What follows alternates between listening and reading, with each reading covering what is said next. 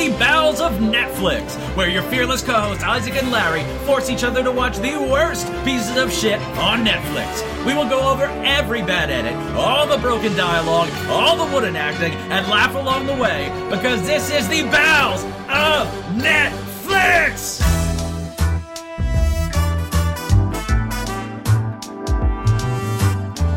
Alright, welcome to the Bowels of Netflix. I am Isaac, and with me as always is my fearless co-host Larry. How are you doing this week, Larry? I'm very full. You're very full? Of delicious food or of Netflix? Well, I mean, is this the post-Thanksgiving show? Chronologically, or I don't, yeah. No, we had one after Thanksgiving already. When was Thanksgiving? A week ago, yeah. God damn.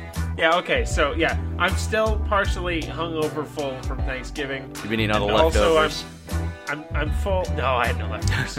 I'm full from having to eat my words. What words have you had to eat? Oh, we'll get there, but I've had to eat some braggadocious posts that I made. About the size of your package? No, I've never lied about that. Oh. It is what it is, man. Fair enough. Look, it does the job, all right? You make it sound like the guy in the mailroom. I do sound... distressingly, the older I get, the more I take on my father's turns of phrase, and the more they make sense to me when I've been railing against them my whole life, and I think I don't know what's happening. Yeah. I'm getting old before my own eyes. Yeah, when you're young, you're convinced that nothing's going to change when you get older, but that's not true. You turn into a different person. Yeah. It's happening. Yep, slowly but surely. Oh, yeah. And yet here I am, watching fucking teen sex comedies. Like the teenager you are at heart, and always have been. No! Two things I can say for sure about me. I'm not a teenager at heart, and I don't have herpes. I wasn't going to bring it up, but since you did, Larry totally has herpes. I listened to the Woody Woodpecker episode today to make sure everything sounded good, and I did not realize how heavily it was implied afterwards that I have herpes, and I do not have herpes. Do you have a note from either your doctor or your mom? I have a note from a doctor that can prove it. Okay. It's convoluted, but yeah, I technically can, yes. Fair enough. We'll have to post that on Twitter. I'll get my mom to write a note and put it on Twitter. Alright, so we are the Bowels of Netflix. We make each other watch terrible movies every week and describe them back in horrifying detail. You can find us online, Facebook and Twitter. Those are both at Bowels of Netflix. If you want to, please send us an email at bowelsofnetflix@gmail.com if you have any experiences with any of these movies we're talking about, or if you have any suggestions for movies we could check out in the future. Make sure to rate and subscribe. And Larry, what have you gotten yourself into this week? Well, it's a movie that you even forgot the name of. I've forgotten the name of several times. I believe you described it as because you saw it on Netflix is what drew to you in the first place. So it says eggplant emoji. Yes. Which, funny enough, was actually the original name of the movie. Like the script. Yeah. Like when they shopped it around, it was called eggplant emoji, but it is in fact called The Package, which is a Netflix original comedy. And I'll have to look to double check the exactness, but I know that heavily involved were Ben Stiller and the guys from Workaholics. Okay. I think Workaholics is a show you enjoyed. Yes, I think I saw the first season and found it quite funny, and then just kind of fell off with it. It was good, not amazing, but good. I was pretty sure you had told me about it, but I couldn't remember because I don't think I've ever seen it. I remember hating it, but I think I had a contrarian phase where I hated everything you liked because you showed me three things that I really despised. Yeah. It's Orgasmo, Royal Tenenbaums, and Stella. Fair enough. Like, within the span of, like, a month. I think just some part of my head said, God, his taste is shit. I just fouled it all up. Want to make him watch bad movies. That's how it started. Also, before I go any further, special guest in studio today is my dog, Seamus. He currently has what I'm guessing is the equivalent of dog hemorrhoids. So every time he poops, he yelps and cries, and it's incredibly depressing. and all he wants is to be near me while he suffers from his hemorrhoids. He's totally fine. I mean, I did take him to the doctor, but he's fine. So if I have to get up and let him out, you'll hear me shouting about hemorrhoids in the room. So that'll be a treat. So that's code for the fact that Larry has hemorrhoids and he might need to go bleed in the toilet for a little while. If I had hemorrhoids, the first 12 minutes of the show of me be describing my hemorrhoid experience. Fair enough. I look forward to the Which, by the way, day. I've had a hemorrhoid before, and dear God, you do not want it. Oh, I've had one. Well, I've had, yeah. They're the worst. It's a very strange experience. Yeah, Anyway, the pack. We're not talking about. That's the wrong hole. That's the South Pole. We're looking for the North Pole here. So, made in 2018, August. So it's hot off the presses here. The director, Jake Szymanski. No idea who the fuck that is. Like I said, I think producer Ben Stiller and the Workaholics crew. I want to say producers or executive producers. I don't know. Mm-hmm. But yeah, the currently IMDb has a 5.5 out of 10, close to 8,000, so about average. All right. Rotten Tomatoes, the tomato meter, holding it at 44%. The audience score is 54%, which that's about right, I would say. That's pretty seems middling. about average. Yeah. On the better side for the movies we've covered, I'd say. A little bit. It's weird. I thought I don't know what the metric is for Rotten Tomatoes now. I thought I knew it, but I guess it's when the average rating is 3.5 or higher is when they give it like not whatever the audience equivalent of fresh is. Oh, okay. Because like it has like the knockdown popcorn. I don't know much about the audience score. I know a lot more about the tomato meter. Mm-hmm. But I thought it was at 50%. So anyway. So yeah, generally negative, but not kind of more middling than outright. Like Leo the Lion, 2 out of 5, 2.5 out of 10, right? shit like that. Some people definitely enjoyed this movie. Yeah. I mean, it's really new. There's not a lot of the things I have to say about the production and all that is going to be in the review. So that's really kind of it. I mean, this just to me sort of came out of nowhere. I had obviously not heard it. There's so many things on Netflix now. Like, I remember the days when the Netflix original stuff was just starting to happen. Like, Lilyhammer was the first thing my stepdad and I watched it. And they would kind of trickle in and, you could actually kind of keep up with it. And now it's just completely overwhelming. It's just Netflix is turning into all originals. Yeah, and they're making something for every demographic. They're making their own shitty Christmas movies, which we'll probably cover in the next few weeks. They're making the teen sex comedies. They have action comedies. They got all the Adam Sandler stuff. They got your stuff like BoJack and Orange is the New Black that's good and everything. But it used to be good. BoJack is the best television show ever made. Orange is the New Black was good briefly. Mm-hmm. But yeah, I think Netflix is actually a good home for these kind of movies. These sort of comedies, because they're just gonna. I mean, a movie like this, the level of time when American Pie was like the most popular movie in America for like half of a year, those days are done. Like it's just audiences have evolved. So movies like this, I think, Netflix is a good home for them. Yeah, because I don't think they're. We'll get into it. We'll get into it more. But people aren't going out to the movie theaters for American Pie type movies now that streaming is so ubiquitous. They're going out to see your Marvel movie, your Jurassic World, that kind of stuff, the big budget stuff. Yeah, you have to either be like crazy indie, crazy big budget, or just I guess generic romance still seems to do okay in theaters. Yeah. I think the comedy that's because film, people fuck after seeing those movies. Yeah, that'll never change. Yeah, true. Who needs to watch a romance movie to fuck? That's so sad. Just no, fuck. Fuck for the love of fucking. Yeah, that's how the world should work, but dating is a thing. What is the thing? Dating. Oh, okay. Oh, yeah, right. All right, fair enough. You gotta wine and dine, take her to a movie, and then she'll spread her legs for you. That's the equation, right? Jesus Christ. We're never going to have a female listener. No, I'm saying our listeners are going to end up being all deplorables in 5 more episodes with this shit. I'm saying that's not how society should be. It shouldn't be seen as a transaction, but it is. Yeah, I agree. It's really sad that it is. Anyway, social politics corner over. Let's get back into penis cutting off corner.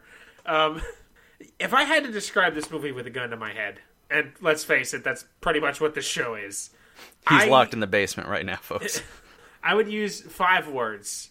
Unbelievably predictable, yet distressingly entertaining. Oh, did Larry like this movie? Let's just jump into it. Oh boy. So I got a lot to I don't know. It's man. You're getting verklempt, Larry. God damn it, I think I liked it. So our movie opens up with some funky new hip-hop music as we see a dorky kid with his shorts way too high in his waist, packing a backpack to ostensibly go camping. I see here that a woman named Sugar Lynn Beard is an actress in this movie, and I briefly wonder how Hollywood is treating Mom. Hopefully don't make her get her titties out in this one. That's enough trauma for one lifetime. Anyway, there's some minor interaction with dorky kid's family here, which doesn't matter because they're only ever in the first and last scene of the movie, so we'll just skip it. We see douchey friend show up. His name is Donnie. He's got weird old-timey hair and a pencil-thin, they call it a Narcos Coke stash. Oh, okay. Stash. Like Narcos, the Netflix show. Get it? See? The reference. Oh, yeah. Clever. God, our times are changing. He's just his whole thing. He's just a douchebag. That's his character. These characters are not particularly interesting. Lot of allusions to be made to Cabin Fever here, with the sort of generic, not intentional, just the sort of generic nature of these people. They're just cookie cutter fucking characters out of any other movie ever. Any other movie fair with enough. Teenagers or any other horror movie, it's even the same. We'll get to it a little more later, but it's even the same fucking makeup of gender and whatnot. So as the redheaded douche friend arrives, we see him go. He gets onto the house's Wi-Fi and puts up on their television BBW pornography. Which yes. I'll let you kids of ages, I guess 13 and younger, Google that and have fun. So Dork runs out of the house, which Dork is our main character with his ridiculous shorts, and he reunites with Douche, where they proceed to banter about their respective appearances. Apparently, Dork has been in Germany studying abroad and is only in town for a week. I thought for sure you were going to ask me what her name was. I was trying to think of a joke. Was he studying the front or the back? I don't know. I thought for sure. Especially considering your weird new misogynist character. I'm only a misogynist when my wife's not in the room, and she's in the room. Okay. So they get in Douche's car and roll on over to the house of the third musketeer, a long-haired, Navajo-looking dude who I'm going to call Weirdo. They're all high school students, by the way, and much like horror movies featuring teenagers, bedeviled in cabin fever, we get the basic 5-man powerbomb of characters here that generally fall into the same categories these little groups always do. We have our dorky, somewhat heroic, yet bland male, who is quietly in love with equally heroic, equally bland female counterpart. We get douchey best friend, who is braggadocious, who has some kind of relationship with the other female of the group, she herself typically being the more outspoken and fiery of the two ladies, and meat-headed, generally dumb and weirdo other male who generally has no romantic entanglements within the group. It's pretty common in these sort of movies. If you watch a movie that stars predominantly 5 young people, those trends tend to emerge. I made a joke about Bedeviled a minute ago, but I mean that Bedeviled had nothing. It was just their genders were their only characters, and even that was they were just nothing. Bedeviled sucked. Fuck, God, it was shit. These are known tropes. Is it like a thing people enjoy to see these movies that are just full of tropey characters? I feel like whenever you have one of these movies in today's day and age that are just completely made up of every fucking trope that's ever been in any of these movies, how is that not just an automatic, me as a writer of any level, how do you not immediately see in 2018 that, I've just made the same movie that everyone else has made since the 80s? I think most people aren't as attuned to it, because we do both have backgrounds as writers, and have been doing these reviews for a little while. I think it's like a sommelier who notices all the subtleties of a wine, but your average Joe is just going to have, fucking Arbor Mist or whatever, and be like, it's sweet, it's good, whatever. It does the job. I now want to look at the budget of this because I forgot to look that up. Is it even on here? I think our business card should say the sommeliers of Netflix. It's a little less in your face than Bowels, I guess. So I don't know. I don't see a budget available, but there's a lot. There's so many people involved. You think at some point somebody says like, that you've written a movie we've seen a million times, right? Yeah. Well, I think a lot of it too is that's safe because they know audiences are going to like it. So when you're looking at it financially, as for an executive producer thinking about the bottom line, I guess so. I don't know. I really want to be on a film set now. I don't want to be a part of a film. I just want to go to a film set of like a Bowles-esque movie and just observe. I want to be a fly on the wall.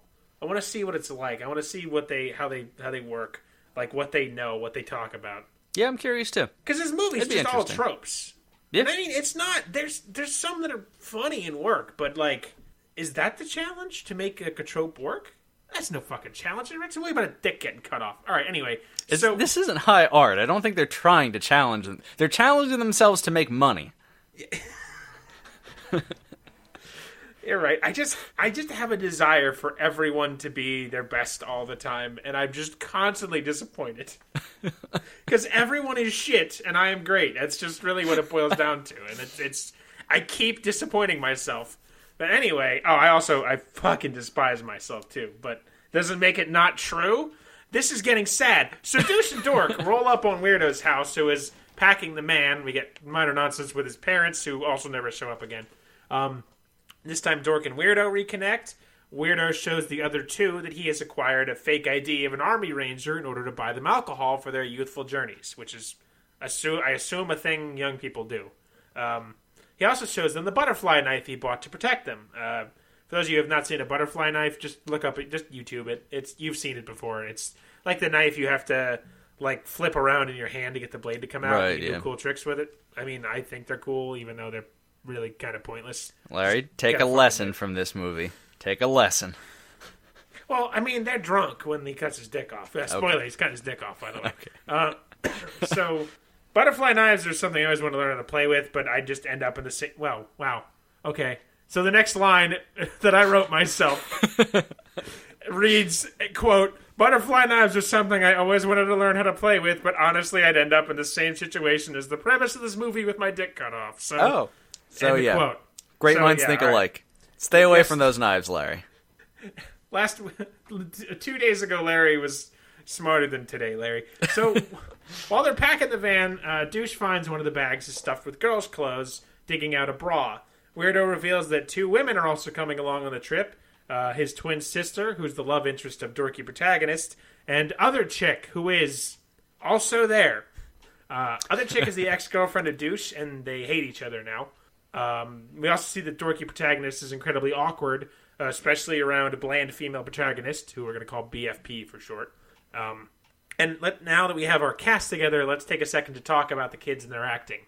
It's pretty good. It's pretty damn good. Oh, really? All five of these kids do quite well. Oh. Yeah, they're all, like, really... I'll get into it more a little later, especially bland female protagonist. She's excellent. The acting in this movie is spot on. I have really zero complaints. That's interesting. Yeah. I have a lot of complaints with the writing, which we'll get to, but and especially the female characters really don't get jack shit. Yeah. But see, I knew this was going to happen. Something about this movie would work because Netflix has the budget and enough talent around it that they don't fuck everything up like Leo the Lion.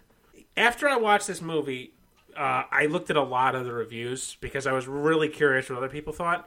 And yeah, there seems to be the going consensus is that a lot of these Netflix movies now, especially because like we said, they're really churning them out. A lot of them are almost there because it's a lot of like, hey, this is pretty good, but there's no polish on it because they're just trying to like, all right, next one, more. So they're taking a lot of, they're putting money behind a lot of scripts and plots that are like not there, but almost there. So like, there's someone doing there's people who there's some kind of quality control, but their bar is pretty low, if that makes sense. So right, yeah. because like I really like even the tertiary characters, everybody's acting in this movie. It's great. It's far and away the best of any of these movies I've had to watch for the show so far.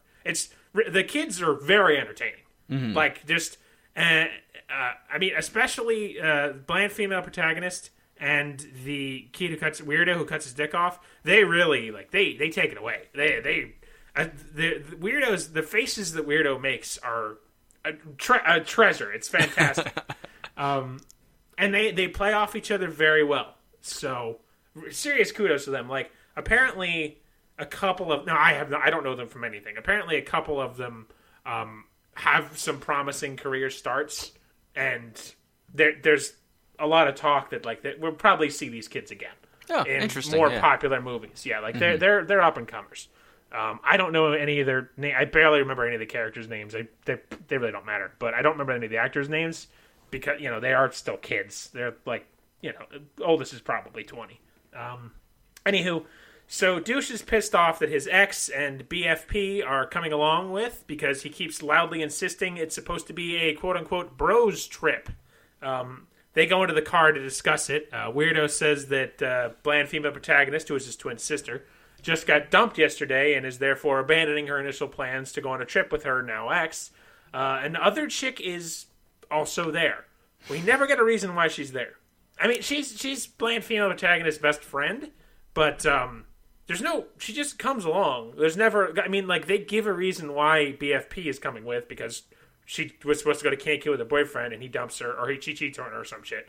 And, but then also, why is other chick there? Right, yeah. It really bothers me because she just... they keep bitching about it, and it's like, well, why? Yes, their questions are valid. I don't know. So, yeah, Douche gives a speech about their stupid bullshit bros traditions, blah, blah, blah. We learn that Weirdo has an internet girlfriend named Kendall Jenners that he constantly brings up throughout the movie, to which everyone responds that can't possibly be real and is merely a catfish taking advantage of him. The obvious joke here is... Isaac, take it away. That it's actually Kendall Jenner? No, it's a real person. Who's Kendall Jenner? Is that a real person? Yeah, isn't that one of the Kardashians or something? I don't know, really? Man.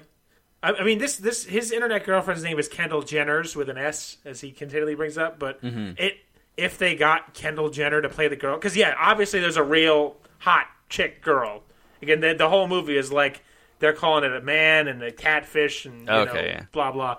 But I don't know. The girlfriend might have been Kendall Jenner if she's a real person. I didn't. I'm pretty sure that's one of those stupid famous people that's ridiculously famous and rich. Famous for being famous? Yeah. Which is a new trend that I don't understand how it's happening. Oh, it's been going on for a long time, man. Paris Hilton even. Did you hear about that fucking, that guy, the super hot criminal who's got a modeling contract now? Donald Trump? All right, save that for election 2022 corner, please. Dear God. No, I haven't heard this one. No one's talking to you, Alexa. Shut the fuck up. I don't even remember. Anyway, people, everyone sucks. I hate the world.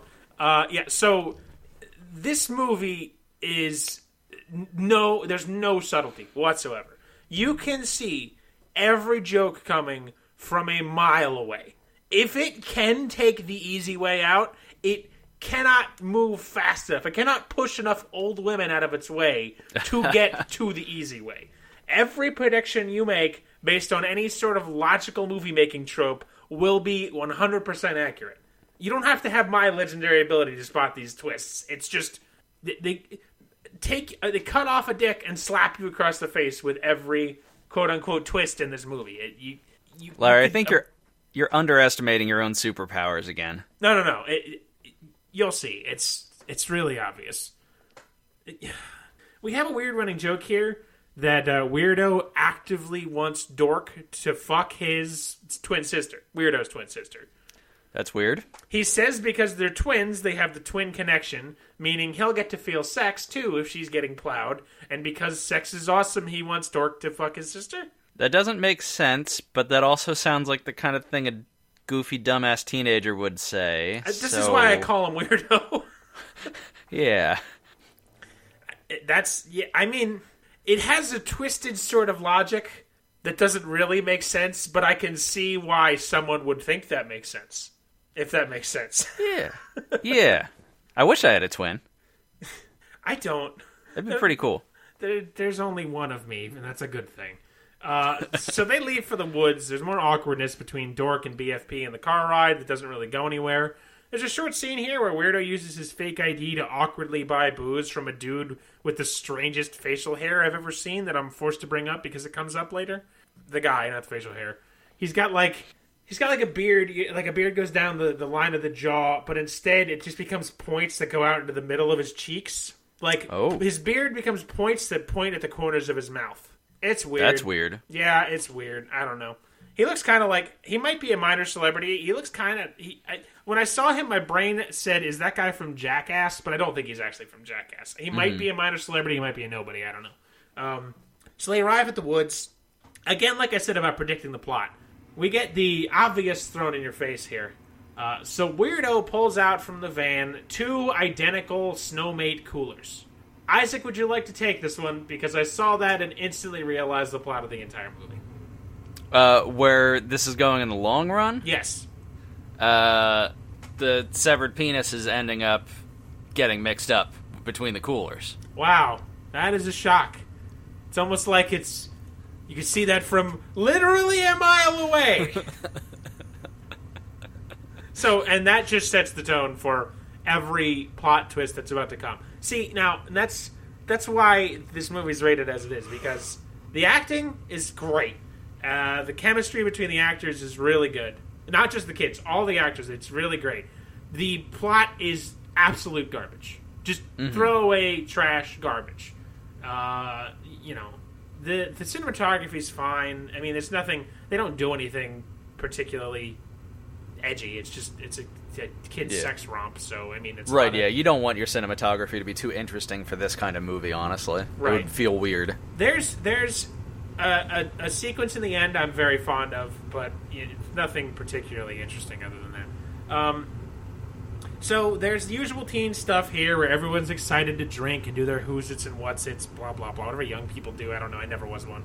They walk through the woods a couple of miles into what Weirdo refers as Mother Nature's puss. And classy. We get, teenagers. There's a lot of that. A lot of really classless, everything about sex is funny, and everything's a pussy or a dick. Or I mean, literally half the movie's about a dick, so, you know, I guess, right. What do you really fucking expect? We get some minor, not super unfunny gags here as they get to the campsite and start to set up. The girls are talking about BFP's breakup, and also talk about an event a few years ago with Dorky protagonist, as other chick encourages BFP to clown around with Dork to forget about what her boyfriend... to forget about her boyfriend, which, yeah, that's healthy, but what do you expect? Teenagers to figure out their fucking problems? What do I know? We get a scene here that I actually really like. It's pretty funny. It works in a lot. It's a generic scene, but it always works.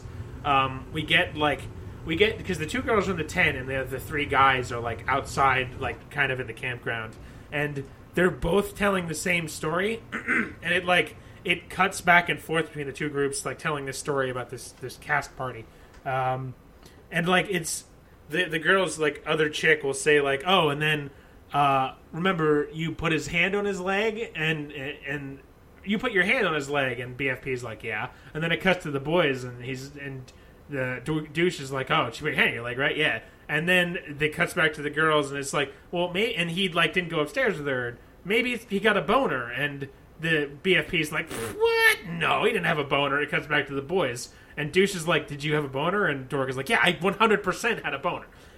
It's funny. It worked. It's hard to do with just one person, but it's a good bit, and like the way it bounces back and forth between the 2 groups is very entertaining.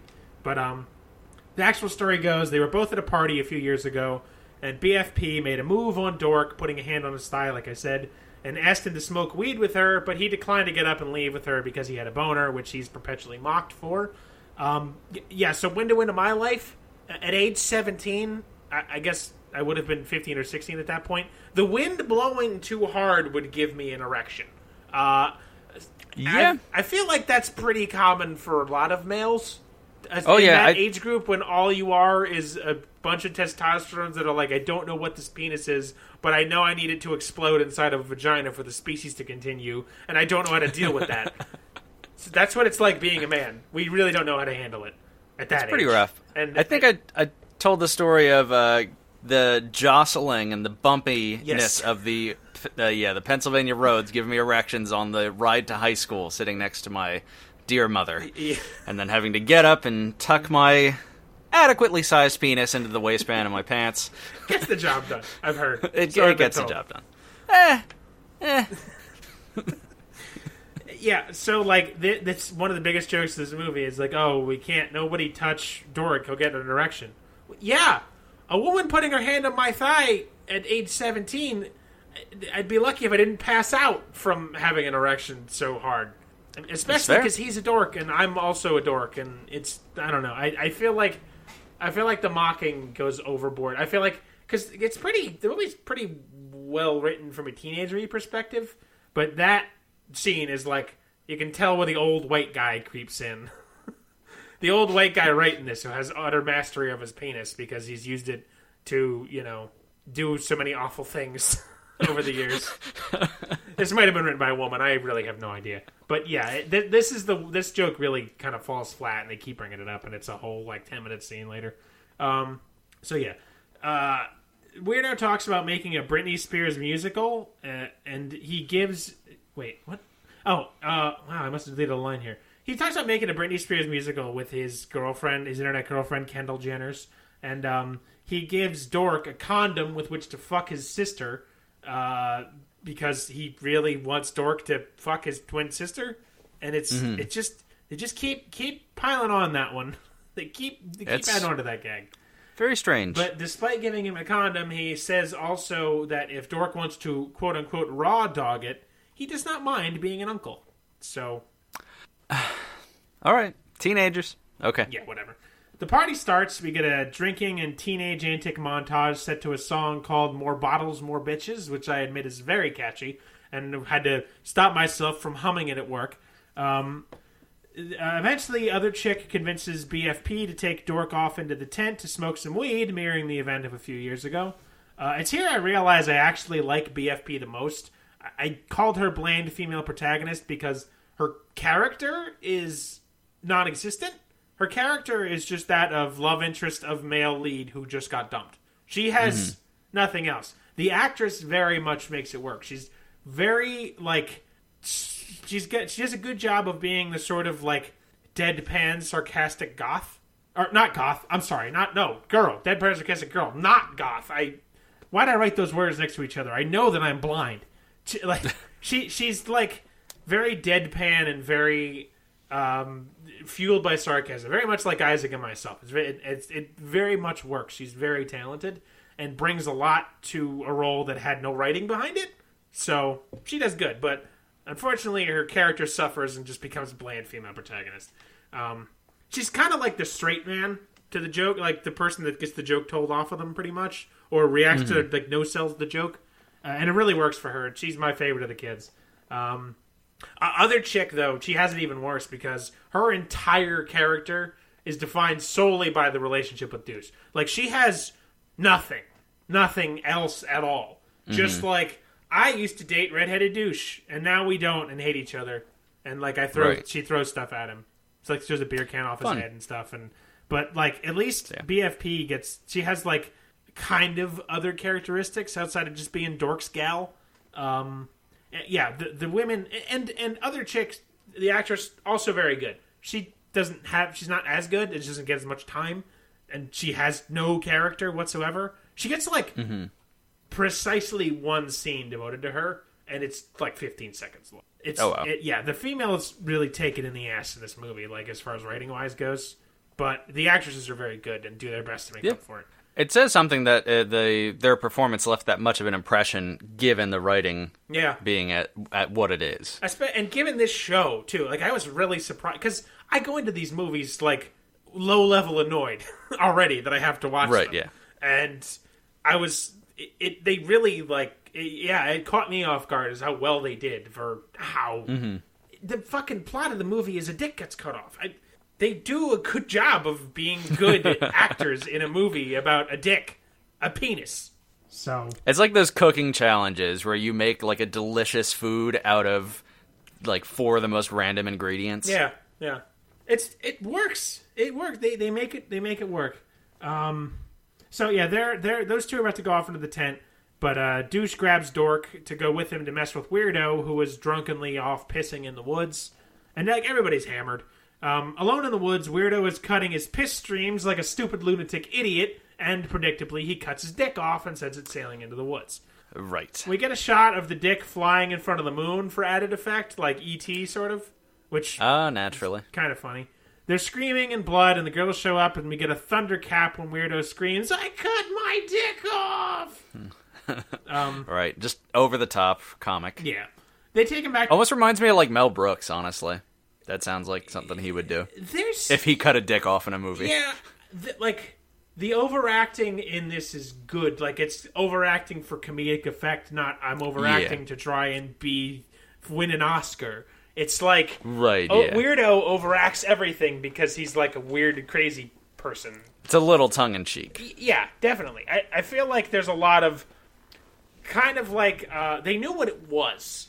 They like everybody in this knew what this was, and very, very well aware of what it was, and nobody was trying to do anything other than what it was, and that makes it work. It ties it together well. Right.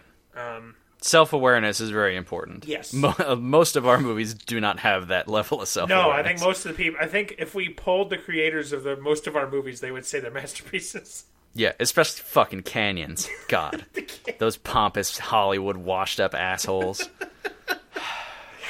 That's so fun, though. We need more Lindsay Lohan and alleged rapist movies. Yeah, I'm sure there's lots of those. I know, right? What happened? Did we ever get a follow-up on her chasing that family around? No, I don't know. That was just a thing on the internet for a day. I'm sure 9 other things have happened since then. Oh, God, what a world. Whatever. Fuck Lindsay Lohan. Many people have, allegedly. So they take Dickless Weirdo back to the camp and kind of freak out a little. There's a lot of funny banter here that flies by too quickly to really bother mentioning. Again, kids are solid actors that play off each other well. No one has any service on their phones right now, so Dork takes all the phones and goes up to higher ground. BFP says someone needs to find the penis, and Weirdo starts whispering in a pain delirium, "Get my penis. Donnie, get my penis." And he's got, like, these gigantic eyes. He's, like, whispering it, like, almost... I say sensually, not in a way that, like, not like a come fuck me sensually, but like like nothing has ever been more important to me than you getting my penis in the woods, which is, yeah. I can sympathize. Yeah, definitely. Yep. So Weirdo does a very good job of his role. he's quite excellent. Douche and the other chick run off into the woods to get the dick. Weirdo says if it doesn't work out, he's going to be BFP's sister now, which also made me laugh. On the ridge nearby, Dork eventually gets a call out to get a medevac to come collect Weirdo. While there, he sees a message on BFP's phone from the ex-boyfriend who wants her back. Trying to assert himself, as Douche had been urging him, he sends a message to the boyfriend calling him a dirty taint. But then BFP arrives and surprises him, causing him to shriek and drop the phones off the side of the hill. He also does this stupid thing when the messages come in where he reads every word aloud very dorkily. So I hate that. It drives me nuts. It's like he sees the message, and instead of it just being on screen, because it's also on screen, we can read it, the audience. He also goes like, "Hey baby, where are you? I want you back." And just it's the worst. It's a terrible. Come on, everyone can read. Oh God. Yeah, that's one thing. One thing that's the industry needs to figure out how to handle text on screen and like the internet on screen. Yeah. Because there's not any kind of conclusive way to do it. I think one of the best ways to do it is Sherlock. They handled it really well. There was actually a little documentary on a YouTube channel I saw about that, and they were talking about how good Sherlock is. It's interesting. Yeah, because it's just like Sherlock have him looking at the phone, and then like the message pops out of it so the audience can read it, right? Right, yeah. So you don't see his phone screen, and therefore, 3 years later, his outdated iOS or whatever. Right. Or there's a picture of Watson's throbbing cock as his background. It's very clean. It doesn't look dated. It's not overstated like this, where you see it and he says it word for word. Yeah. And I mean, they lose the phones right away, so there's not a lot of that, but it's dumb. You're absolutely right. The industry needs to evolve, which I guess it takes time, but Sherlock did it, and when did that start? Like 2012? I think so. Or 2010. Yeah. And honestly, I mean, texting has really only been ubiquitous enough for the general population that it's had to be a plot point in movies for maybe 10 years. Yeah. Like a serious plot point? Yeah. Yeah. So that's pretty quick, yeah. I've had 2 movies that are heavily phone-based. Mm-hmm. F the Prom and Bedeviled were both incredibly phone-based. So phone-based. God, stop. I hate you. Love you too. Speaking of phone backgrounds, you have the best. You have my favorite things I've ever seen done with a phone. Your background for a long time, was me with a stool on my the sitting implement, not a poop, with a stool on my stomach, and then like a table on top of that, and then a lit candle on top of that. I think. I think there was one of those big exercise balls involved too. Yes, that's right. I was just laying on the ground, and our friend started putting stuff on me, and it was your every time I'd say your phone, it's just me there with shit stacked on my stomach. And then for a while, it was a naked picture of a wrestler. It was you had Seth Rollins for a while. Oh yeah, right, because he had the nude come out. Yeah. I still never got an answer about why you did that. Because it was there. It's like climbing Mount Everest, My phone background actually for the last 3 or 4 years has just been black. And I never want to change it. It looks so cluttered. After you have just a black background, having a picture of someone you love is oh god, this just makes my apps look weird. It's my wife is very sad now. It's honestly, I have a white background with words that I wrote myself, and I'm looking at this stuff, and I'm like, man, this is a lot better than anything else I've ever had. It's just solid. Anyway, let's get out of old man corner. Right, yeah. Solid colors are best for phone backgrounds. You kids with your millennials and your tight pants. And Are they wearing tight pants again? I don't know. I can't look at them anymore. I try not to. Since the conviction, you really can't. Look, when there's fire involved, it's called a convection. But anyway, dick searching team of Other Chick and Deuce eventually find the dick. Other Chick throws up on it because there's a millipede running around on it. So that's great. They bring the dick back, and Other Chick starts roasting it on the fire to keep the capillaries open. Because she's an idiot. Right. Because she's an idiot. Just quick interjection. Great never have I ever question. I've never had my dick vomited on. It's a good one. Keep that in your back pocket. Me either? Yeah. I'm sure some people have, and it'd be a good story. Sure. I want to know, but what's the percentage on that? I bet close to a quarter. This is... At least of our, generation. Yeah. My grandfather probably didn't have his dick vomited on. Was he in the war? No. That's why. If he was in the war, then yeah. That's a guarantee. I think that's part of basic training. That's all they did in the trenches. So they put the dick on ice in one of the coolers. After roasting it. Well, she roasted for 15 seconds, but just she does. Okay. She just her response is, "I want to keep the capillaries open," which, okay, like I said, idiot. It hurts. Time passes. We see everyone is somber around the fire. Weirdo starts deliriously singing Britney Spears songs. Eventually, the entire group joins in, which again made me laugh because they are getting really emotional. They're all in tears and their voices are breaking while they're singing "Oops, I Did It Again."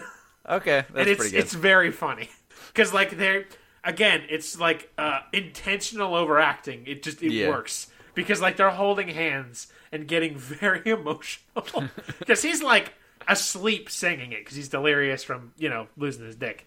Yeah. The helicopter passes over them without seeming to stop. To get their attention, Douche throws the canister from the lantern. There we go. Into the fire. I wrote torch, which is not right. Into the fire, which of course doesn't blow up until they think they're safe.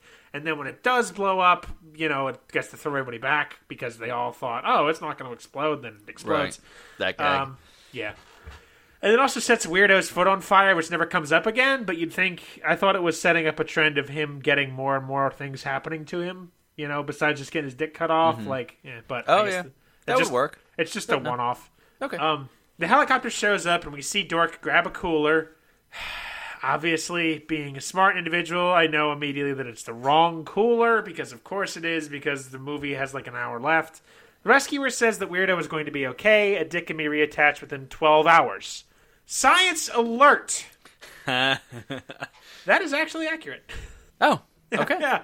No, Does it have to be on ice? Yeah, well, I think so. Okay. The longest time recorded for dick reattachment appears to be 15 hours. The average time looks to be about 7 or 8 hours, but I'll give him this and say, for the sake of dramatic for a movie, 12 hours? It's not outside the realm of possibility. It's unlikely, but I'll give it to him. I angrily wrote science alert because I thought for sure I'd have something to be mad about, and then looked it up, and it's totally accurate, and I got really annoyed. Glad that's in your search history now. Alexa knows what you've been up to. Did I ask her? I may have asked her. Larry, the movie, don't cut your penis off. How will you pleasure me?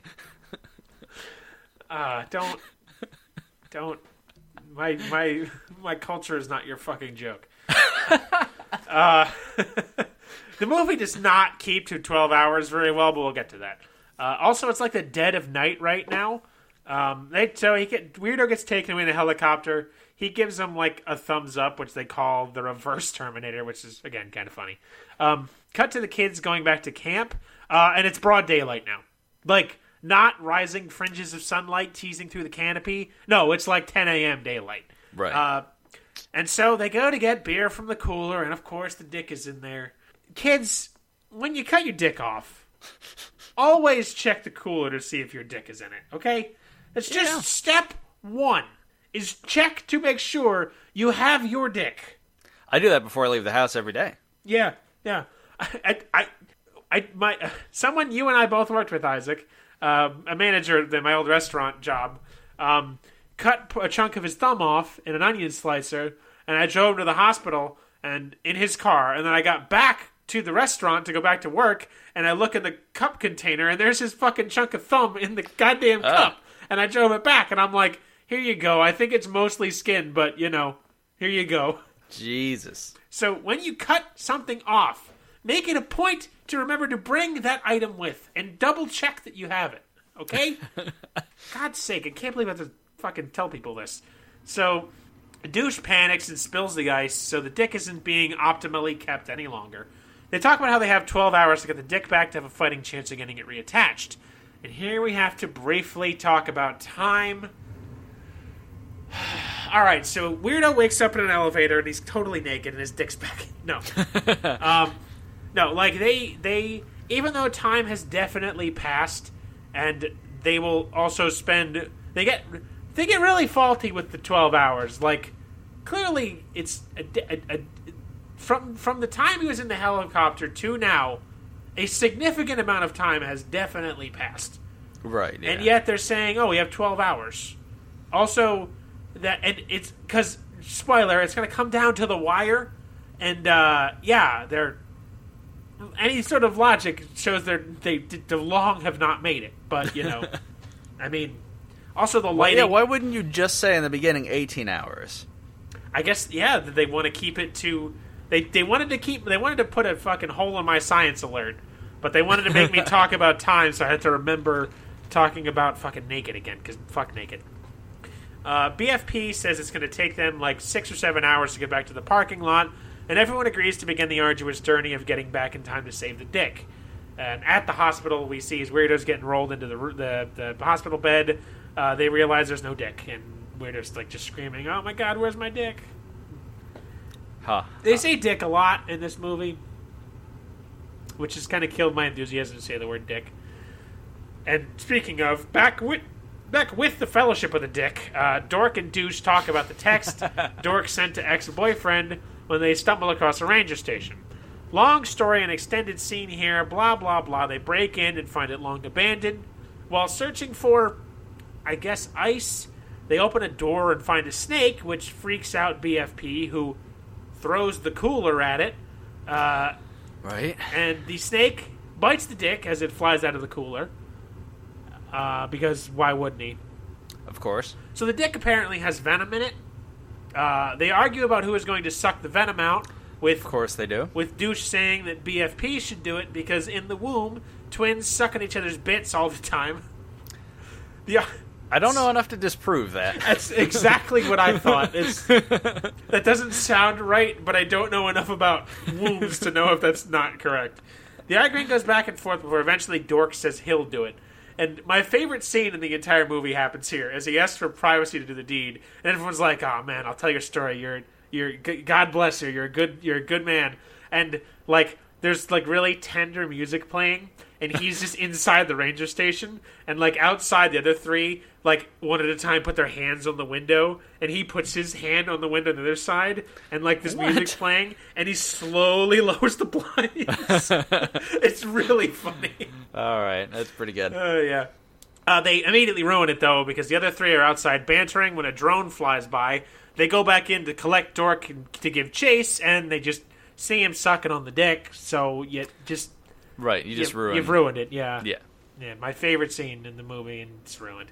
Great, thanks. He's sucking on the dick, and everyone screams and blah, blah, blah. Real science alert! You are not supposed to suck out the venom of a snake bite. You have a risk of infecting yourself and no chance of actually getting anything out. Keep the wound below the heart, reduce heart rate. I guess since it's a severed dick, heart rate isn't an issue, but science alert nonetheless. So they chase the drone, and other chick gets her moment in the sun here, her 15 seconds of movie time, where she's like, I got this shit. And she, like, they play dramatic music as she's running to keep pace with it, and she's, like, gives a Michael Jordan-esque, like, slow-motion leap to snatch it out of the air before realizing she basically Wile E. Coyotes this off of a cliff and falls to her messy death on the ground below. Yeah, okay, I don't believe you. It's a lake. I'm learning. Yeah. I don't have any trickery this time around. I don't have any, did that actually happen? It's just, no. Right. You're spared this time. You can ruminate over the other ones. So she's in the lake with the drone and the dick. Deuce jumps in, and in an attempt to be a badass, Dirk tries to do something fancy, but falls into the water on his back, which just leaves a horrifying, like, rash wound on his back that looks terrifyingly raw. In the distance, they see the helicopters going back to look for them at the campsite when they realize they should have just fucking stayed there and waited to get the dick back, but, you know. Right. And BFP was the one who wanted to go down, and so she feels all bad and guilty because it's her fault. At the hospital, we see Weirdo and his nurse. The nurse also, excellent work. She's apparently in Veep. I don't recognize. I didn't watch Veep. I don't know her. She and Weirdo play off each other very well, and Weirdo's just so out there it works, and she's very like, no, you're such an idiot, and she also plays. It's very well done. The nurse tells him about options for dick replacement, but Weirdo professes that his dick is strong and he's going to wait for it because it can last days in the wild. The nurse says, no. Everyone thinks their dick is strong, but it's not. And she describes that a body part is like a flower, and you take he's got a bouquet of like sympathy flowers on a. That got there quick, and he got there in the middle of the night. Yeah, I don't fucking. Maybe it's just in the hospital. I don't know. They just keep sympathy flowers for severed dick victims. Yeah, he has no visitors, so his parents are out of town. So I don't know. She takes a flower out of the bunch of flowers on the table, moving one to a cup with no water, and tells him that his dick, like this flower, is gonna wither and die if not returned soon. So he just watches it. He gives this flower like a long look, like with gigantic, horrified eyes, as like a petal falls off of it, and there's like a musical cue underneath. So you see what I'm talking about? Like it's pretty good. Like I laughed aloud quite a few times at this. they've hit their mark several times really well. Yeah, there's a lot of things that work. We get a scene back in the woods here where Douche finds other chick's underwear, seemingly, and takes it as a sign that she wants to get back together. He talks about what happened with them in the first place, where they were just hooking up, and he wanted to be a couple, but she said no, blah, blah, blah. He called her fat and kicked her out of a moving car, apparently. And that's what spurred the constant back and forth, her throwing shit and they hate each other, which I've been mostly ignoring. The Fellowship of the Dick comes across a little kid, 11 years old. He is the owner of the drone that they destroyed by pulling it into a lake. Seriously, the thought occurs to me now, what was the plan when she just nabbed this drone out of the air? Because you're supposed to... You follow it back to a person. She grabbed it out of the air to smash it against a rock like a cave woman? Right. I don't know. It doesn't make sense when you stop and think about it. The kid is an absolute little shit. He's like millennial shithead child incarnate. He's just a mini little Justin Bieber. Asshole Bieber, not sweetheart teen heartthrob Bieber. Modern Bieber, if you will. Anyway, he has a boat. His dad's like out fishing. And his like fly fishing on foot. And says if they want the keys, he wants to see some stuff. Other chick says they aren't going to show him their boobs. To which he says, bitch, I've seen thousands of titties. I want to see you scissor. Which other chick slaps him, and he says he won't help them. BFP grabs the dick out of the cooler and waves it in the kid's face while she's angrily explaining the situation. And with the best line of the entire movie, Dork he comes up behind her shoulder and he's like, yeah, yeah, and chimes in with the best line of the entire movie. Listen, kid, when we're around, dicks get cut and dicks get sucked. I sucked that dick this morning. Now give us the keys. and then they have the keys. All right, that's good. As the Fellowship gets into the boat, the kid's dad, who's been fly fishing, emerges from the bushes and asks his son what's up. And the son just kind of says, with the faraway look of a Vietnam vet, dicks get cut, dicks get sucked. It's really good. The dad chases them into the water towards the boat, repeatedly smacking Dork across the back with his fishing rod. Dork has a bruise, so every time he gets hit, he just like shrieks like a girl.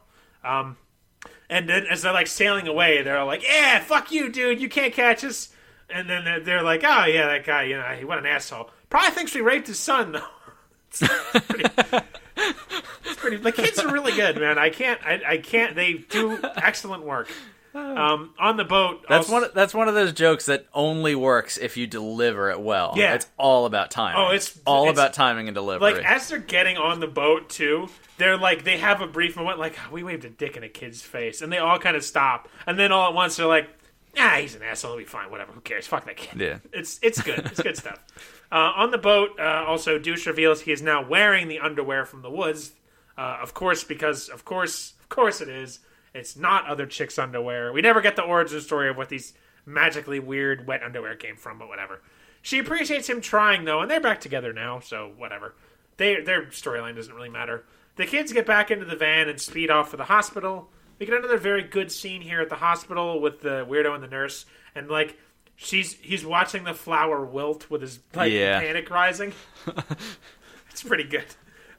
That's a good idea. It gets better. We get a scene here in the van where they check BFP's voicemail, where the ex-boyfriend has responded to her, air quotes, nasty message with an equally vitriolic one to her sadness.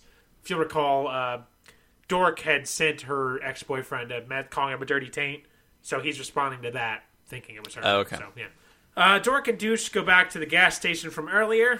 The guy here with the weird facial hair comes up to them to talk about the dick and the situation. They show him the cooler, and we get a mildly amusing scene here where the guy, because he thinks they're all in the military because Douche used a fake, Army Ranger ID to get the booze in the first place. And so he says it would be an honor to clean the dick of a fallen soldier. And we get this, dick cleaning scene set to, classical piano music where, he runs the dick under water from the soda machine, and he has a jeweler's lens as he's using tweezers to pull lint off it and brushing it. And they say basically oh, he's gonna have a better dick than when he started, even better than when it was attached to him. And they even open the cooler after it's done, and it's got the shining gold from Pulp Fiction, pretty much. Right? Yeah. as he gives him his card, and as they're like putting it, the douche is putting it in his wallet, and he spies the fact that he's got like a high school ID, so he's like, you're not in the army, you're kids, and then they fess up, and he just starts freaking out because he says about I cleaned a civilian dick, and like he starts trying to attack them, and as they're fleeing, he gives chase, eventually drawing a bow and arrow, shooting at them with the intent to kill. Shit. He's prepared to kill high school students over this. Okay, so this is there's parts, this scene's not really funny. This is more of just like generic, trashy comedy that's not very clever. Yeah. And this is apparently this is a line people really liked, and I didn't think anything of it, but as he's like firing arrows at the van, he's screaming, "The only dick I touch are mine and my husband's," which they're trying to play him up as like a super uber conservative, like I love the troops, all about the troops, but then the twist is, I'm actually gay. But I mean, it's like I feel like we're past that being funny, which I think is a very good thing. I think. Right. Yeah. I want it to be a good thing. I want it to be a point where that's like, the fact that he's actually gay is not a punchline. I mean, that's good. That it's a gay character, okay, but it's like it's still a punchline. We don't need that, do we? And it's fine, but it doesn't. I don't know. It feels like it feels dated, and I'm not sure how. Who's repulsed by dicks if you're not like a homophobe? I don't know that I'd want it to take time to like delicately clean a severed penis of a stranger. I'm not repulsed by it, but don't know that I wouldn't choose to. I'm not interested. If God decided that was his plan for me for the day, I mean, and I would do it. It's not. It would if I had to make a list of the worst things to do, it would not be anywhere near that list. However, it would not be something I'd willingly want to do, but I wouldn't want to clean like a finger either. I don't want to deal with severed body parts because I'm terribly squeamish. But yeah, would you rather clean the attached penis of a 20-year-old man or the attached vagina of an 80-year-old woman? Can we make him 21 so there's no possible chance of any kind of weirdness? Sure. Yeah, deal. 22. 22, yeah, absolutely. Okay, the 22-year-old. I know how to handle it. Do you think you could clean the penis of a 22-year-old without getting him aroused? No. I doubt it. How long can you wash your dick in the shower before you get hard? I feel like I don't wash my dick long enough because otherwise I'll just start jerking off and then I'll be late for work. No, I feel like that to me is just sort of it's like I need to get, this is about getting clean. It's not. How long do you scrub it for? Do you scrub your dick as long as you scrub your armpits? Yeah. Fair enough. It's just enough time to get it cleaned? Question mark? How long is that? I've not timed it. Is this like that time, you once convinced me, and I mean, you were lying, but you convinced me that you only used 2 squares of toilet paper and anything else was ridiculously excessive. And I really pondered that for about, I think, 10 years. Yeah, I forgot all about that. Yeah, fuck you. There's a lot of horrible things I've done. I've tried to wipe my ass with 2 sheets of toilet paper, and it is impossible. And I just assumed you just had the daintiest, most petite asshole on the planet. I'll have to ask your wife about that. But anyway, I'm talking about the package. So they think they got away from the guy shooting arrows. But one final arrow goes through the van and hits Douche in the shoulder, which is also a thing that doesn't really go anywhere, but it happens. Another hospital scene here. This time about the supposedly fake girlfriend, Kendall Jenner's.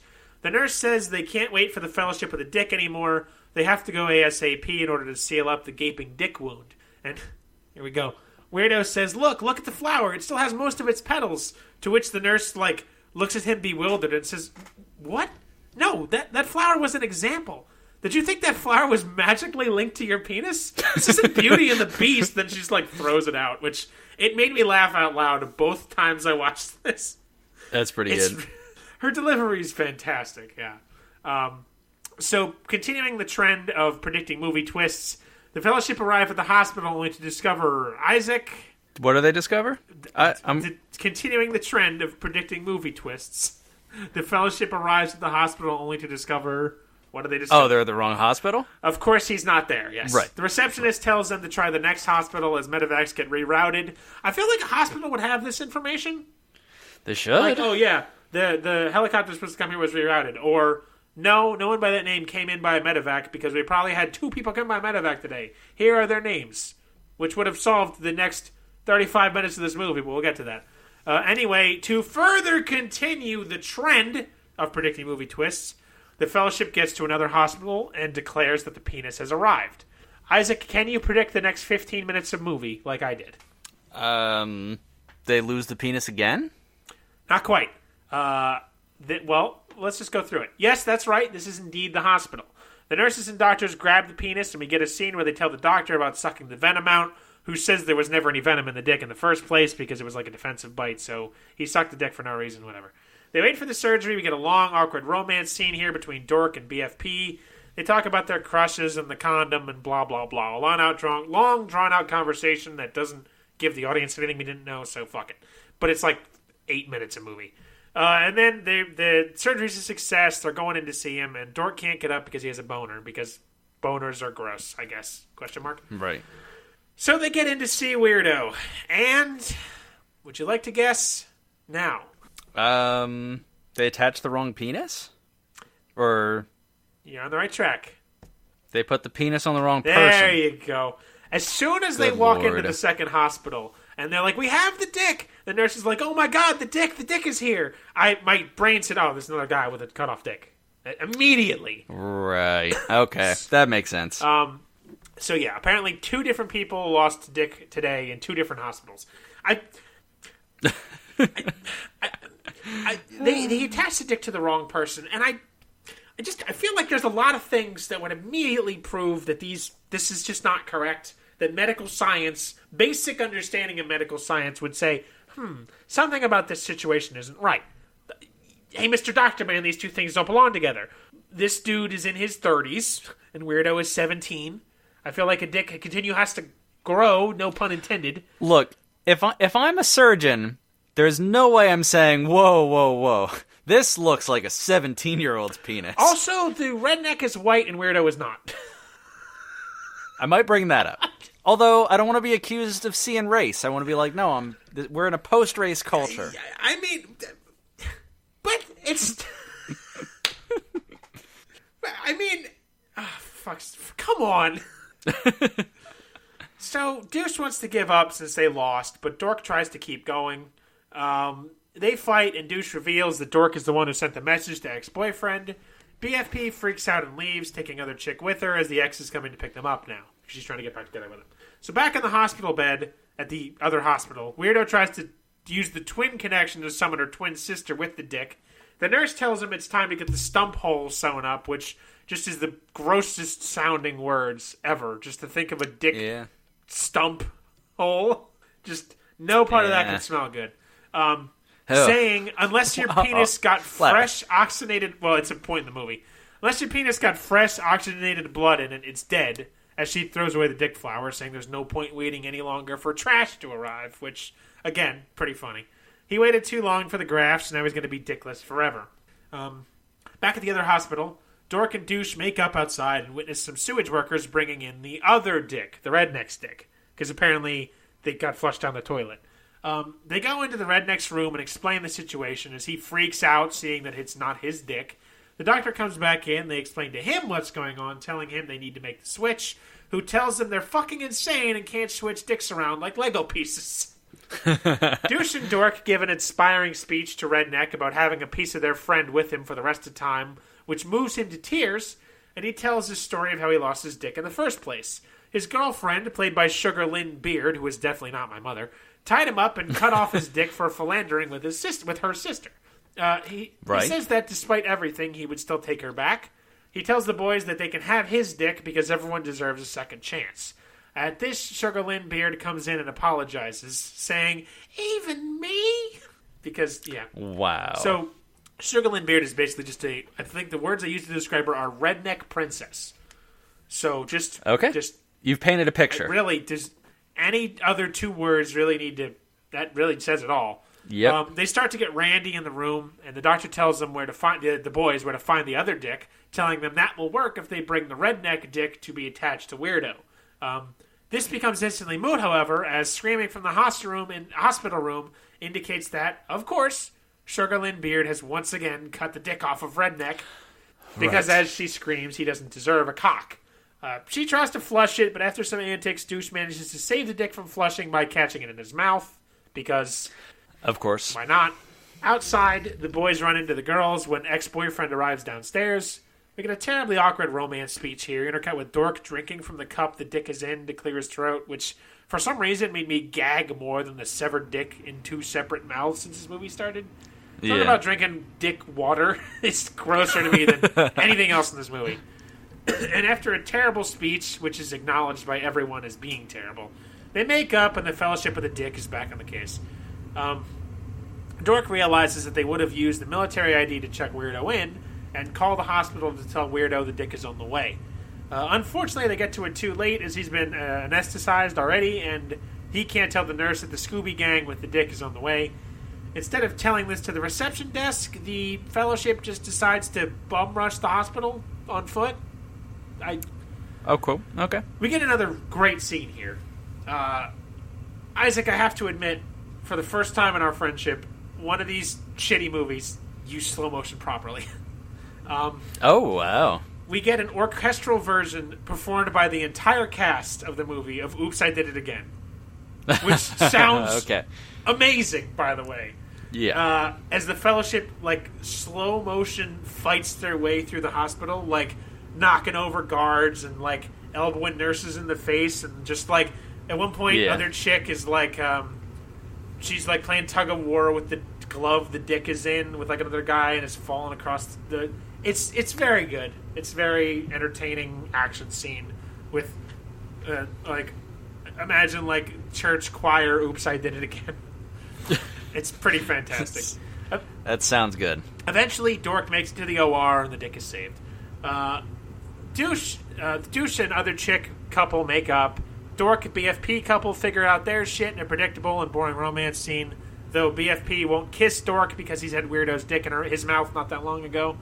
And the kids suffer no consequences of their action, where they literally just assaulted 5 doctors. So it just... whatever. Right. The movie's about the misadventures of a severed dick, and the custodian is taking it to Mordor, so what do I care? So Dork is going back to college. We get one last scene where the gang gets back together, and we get the payoff that Kendall Jenner's is, of course, real, naturally. Dork and BFP start making out behind the van, and that kind of wraps everything up. That's it. So, this movie is predictable as hell. Not challenging in any way. Nothing new being presented here. The concept of the dick being their ring of power is about is fun for 10 minutes before it just becomes very played out. The dick, everything to do with the dick itself. Because I left a lot of minor dick humor out that just is in one ear and out the other, pointless. Not super unfunny, but not funny by any stretch of the imagination. Yeah. Like I said, the cast, all of them, do an excellent, very good job. They're a believable group of friends, the main cast. They give it their all. Weirdo and the nurse really steal the show. When they're back and forth just in the hospital bed, it's very good banter. This movie's not good. Nothing about the writing is good. Nothing about the plot is good. It's made up entirely of tropes. It's like the comedy equivalent of Cabin Fever. It's just same cast of misfit youths with a fairly ridiculous concept. It's just the modern comedy version of that. Even you can make allusions between if we were to go back at a couple episodes to, I think it was 13, my review of Cabin Fever. Just Dork is just the same. He's just basically the comedy version of Rapist, and Weirdo's the comedy version of Meathead, and Blondie Friend Zone is the comedy version of Bland Female Protagonist, and or vice versa. And what was the other one? Other Chick is the comedy equivalent of Peggy Brunette, except she doesn't peg anybody. And Douche is the comedy equivalent of Douche, which when I realized I used the same names, because wow, they're really just the same fucking character. It's a 1-to-1 match. Yeah. The movie does an okay job of being a fun comedy, which was its purpose, so it succeeded. The parts I enjoyed were enough to get over the hump of the shitty crap that wasn't any good. The fact that it was so predictable is what really like brings it down from being a better movie. Like if it didn't have, if I wasn't able to predict large expanses of plot from one scene at a time, like as soon as I saw the coolers, I basically knew where the rest of the movie was going, and then they get to the hospital, and it's the same thing. That really dragged it down, and just then all the romance scenes are generic and don't go anywhere, and it's a lot of stuff. They do a lot of like, let's explain to the audience what's going on with the romance, and then also have the same interaction just with the two people in the romance. It's like have Dork tell Deuce what he's thinking about Blondie, or now I'm switching up cabin fever, talking about BFP, and then also have him talking to BFP about it. It's like seeing the same conversation twice, which is not even how romance movies do it. Even that's really lame. Right. When I was thinking about how to describe this, it feels like Family Guy. Family Guy used to be, before it just became a fucking political platform, it's the worst. A half-decent comedy that had the occasional very funny laugh, but most of the time was sort of like it's on and I'll chuckle at it. It's kind of what this is. Yeah. It's not good, but the laughs did make me laugh, which is, I'll give it credit for that. It's stupid, but it's funny stupid. Cinematography was good. The writing was bad, but for teen sex comedy standards, it's more like average. Like once you put it into that bubble, which the best of the best is like not a good movie. It's more like average there and bad everywhere else. If they'd done more with the girls and didn't rely so heavily on the dick plot device, this might have actually broken the realm of good. And for what it is, and this is going to blow your mind, and I can't believe I'm saying this, it's a 5 out of 10. And believe me, no one is more surprised than me to say that. That's your highest rated movie, I easily. imagine, right? Easily. I think last week's was a 4 out of 10. Or Russell Madness, my last one was a 4 out of 10. Also very indicative. I think there's a direct correlation for the length of your episodes and how much you hate the movies. I know. We're only at an hour 20. And your longest episode was Love, Wedding, Marriage, where you were over 2 hours. And this is by far your shortest episode. I know. I was seriously thinking, this is 7 pages. Technically 8. There's one line on page 8. This is only 7 pages because there's like, when it's good, there's just not as much to talk about. Because like the things I could sum up my complaints into just saying like the writing is slow and it's predictable, because there's a lot of just getting to that. There's not like the little nitty gritty pieces like there was in Love, Wedding, Marriage for me to pick at, because that all combines into it. Because a lot of this stuff just ultimately, like the crappy stuff in this can be summed up a lot easier because it's not 1 out of 10 crappy. It's 5 out of 10 crappy. Mm-hmm. Like it's just it's not rage inducing. It needs to be rage inducing for me to want to sit here and rant, rave, scream, and throw things, and hate you, and smash, and fart. And... You haven't stormed out of the room. No, I haven't stormed out of the room. How's the dog doing? He's just looking at the wall, probably thinking, I wish my asshole didn't hurt when I pooped.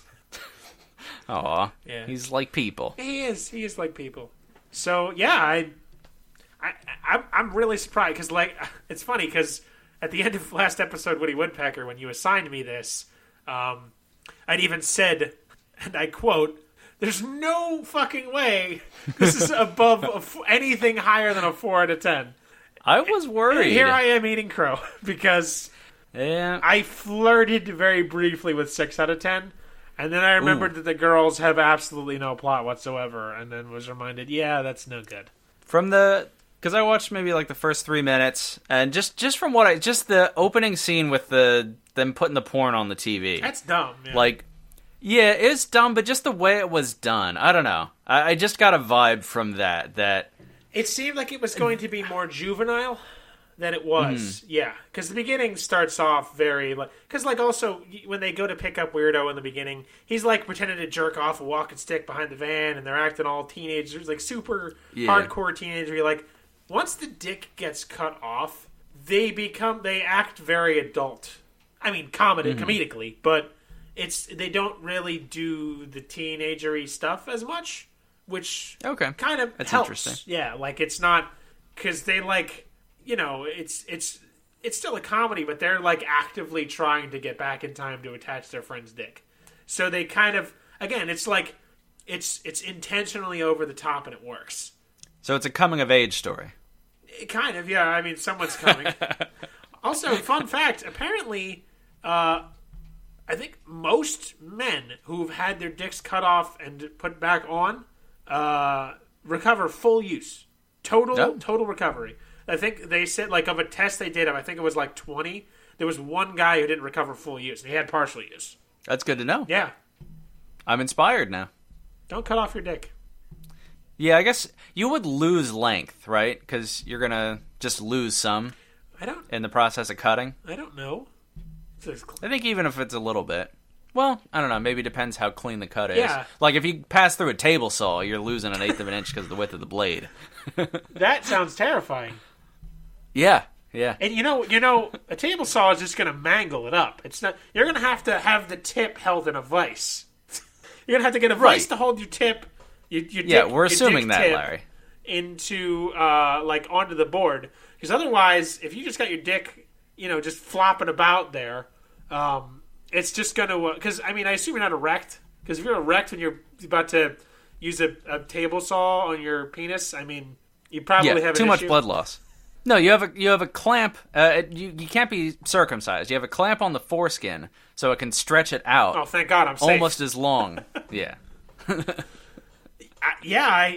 It's just gonna. Don't put your dick in a table saw. Just mangle it. Clean cut, kids. Meat cleaver. Have you seen those table saws that recognize when flesh contacts them and retracts the blade? No. You should check out videos of it. It's on Reddit. I'm sure it's other places online. But they put like a hot dog up against it, and the blade just retracts instantly. Wow. So you should get one of those if you're ever worried about. You could. Is that where this is going? And it'd probably be fine. You might have a nick. I don't want a Band-Aid on it. Don't want no dick. Don't want dick. Don't want. I don't. Drake's new song. Oh God, he sucks. Yeah, I'm. God. How did you not know Kendall Jenner was a thing? I really didn't. You're weird. I didn't. I don't care about celebrities, really. I know. I don't care about her either, but you've never heard of her? I thought their last name was Kardashian. No, she's she's related to the transgender person. Oh, but they're all intermeshed. God, it was Bruce Jenner. What's it now? Caitlyn Jenner. That's it. Okay, yeah, right. She shares the same name as my wife, so we usually do like a role play. Yeah? Yep. We need to get her on this show. We really need to get her on this show. What's a good movie about divorce? Love, Wedding, Marriage. A good point. Okay, we'll re-review that one. No. I really want to get her on here just to hear her. I want to hear her responses to your being you. Yeah, I'm curious what that would be like. I'll have to keep the butterfly knives out of her hands for that episode. True. You've also said that your relationship with her at this point is primarily you making puns and her hating those puns. Mostly, yeah. Yeah, I also hate puns, so it would just be two people yelling at you. It would just be like you were a kid again. Yeah, so I'm... What did the ancient Egyptian school bus driver say when he broke down on the side of the road? I don't know. I need a new bus. Get it? Get it, Larry? Get out, Dan. That's the only one she's liked. That's the best one I have. God, you're scum.